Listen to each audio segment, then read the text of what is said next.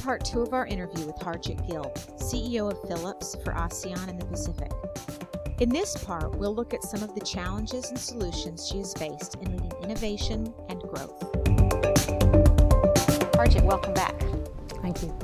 Earlier we spoke about the accelerated transformation journey and Philips' experience driving meaningful innovation. What are some of the challenges that you face as a leader driving this kind of growth? Driving growth is all about looking for opportunities for me.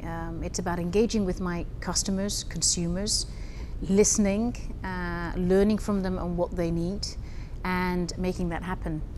So it probably sounds quite simplistic, but in the end, it's about listening to your customers and making those opportunities happen.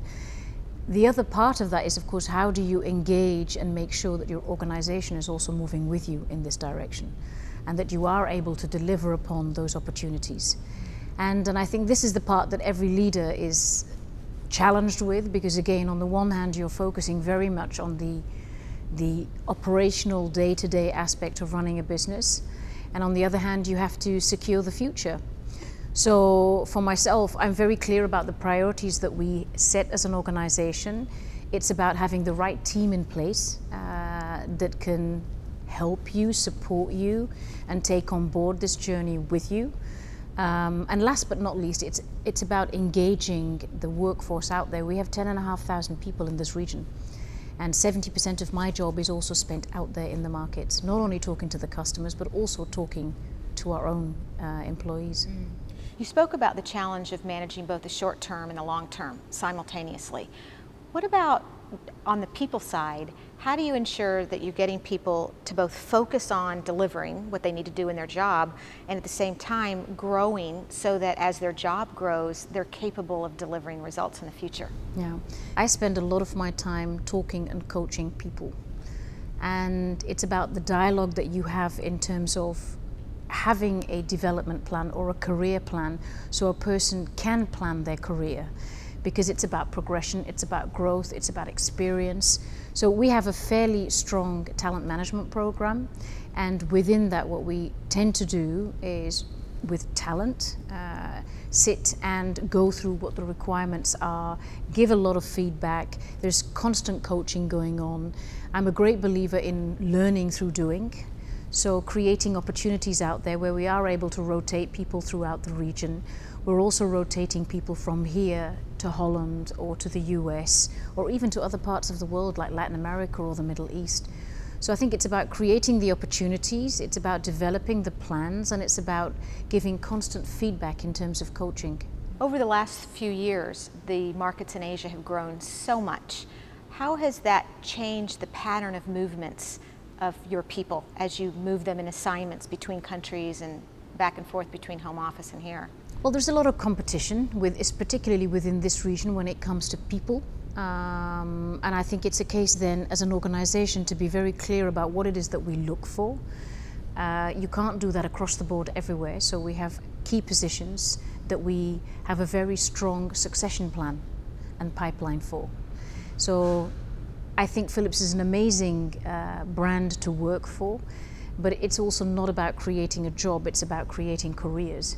And in that sense, we offer a tremendous amount of opportunity for people to learn. I mean, I myself have worked for Philips for 22 years and 7 countries, doing several roles all over the world. So having that opportunity, I think, is a fabulous thing to be able to offer to somebody. How do you ensure that you have the capabilities in your leaders that can get people to behave in a way that makes them want to hear what customers have to say? You have to have people who listen to customers. Otherwise, it's a spiral that's going like this.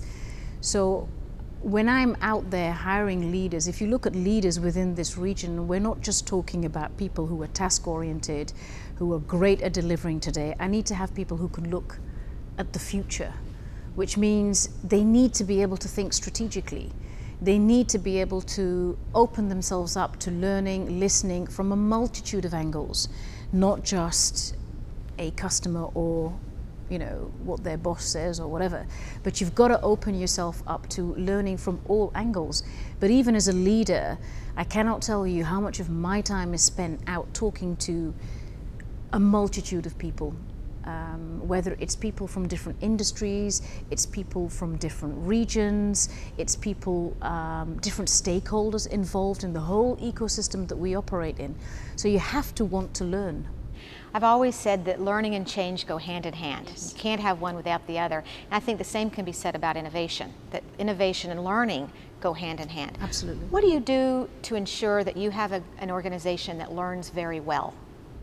Creating a learning organization is one of the biggest challenges, again, that you have. And it's about making sure that at the heart of the people may change, but the process, let's take the co-creation process, it's actually much more about making sure there are certain ways of doing things and people are adding and learning.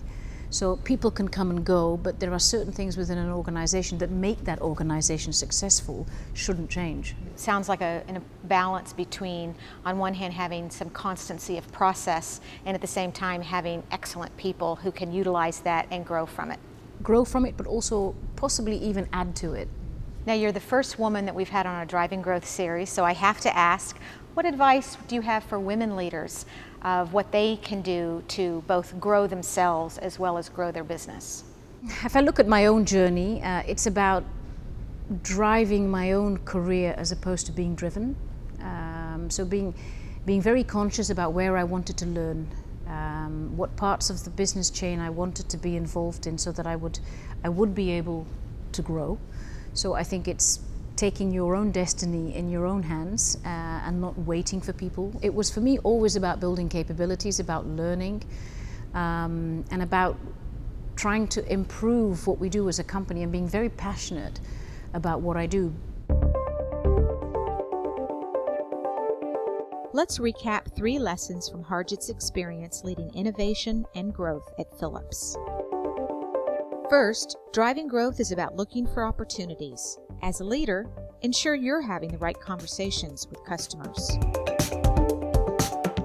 At the same time, leaders must ensure their organization moves with them by having the right team in place and engaging them in the process. And finally, leaders must ensure that growth is also applied to individuals in their team.